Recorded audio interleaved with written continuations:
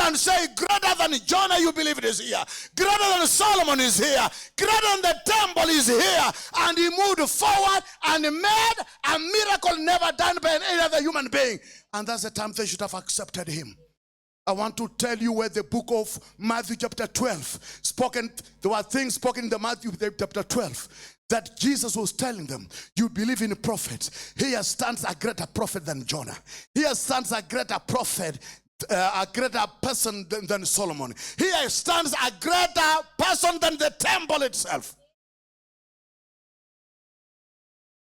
And it says, yeah, and all the prophets from Samuel and those who followed after, as many as have spoken, have likewise foretold of these days. You are the sons of the prophets. Acts chapter 3 was the second attempt Peter was giving them the kingdom. The first time he gave them in Acts chapter 2. The second time he's giving them in Acts chapter 3.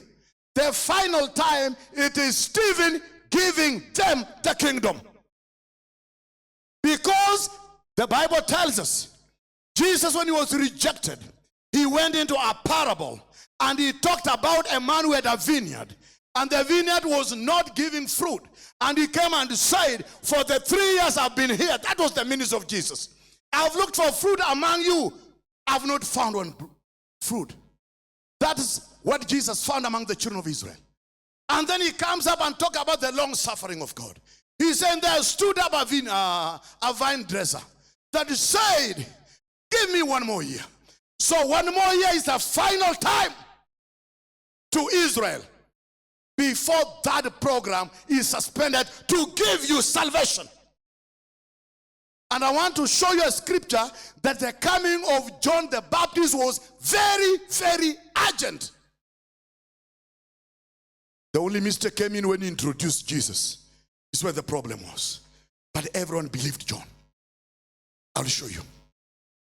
You are the children of the prophets and of the covenant which God made with our fathers, saying unto Abraham, in thee thy seed shall all the kingdoms of the earth be blessed. Unto you first God, having raised up his son Jesus, send him to bless you in turning away every one of you from his iniquities. He's telling them you are the children of the prophets. He's telling them you are scripturally blessed. Blessed, not blessed. Blessed to be put in a place, readying yourself for this blessing of the Messiah.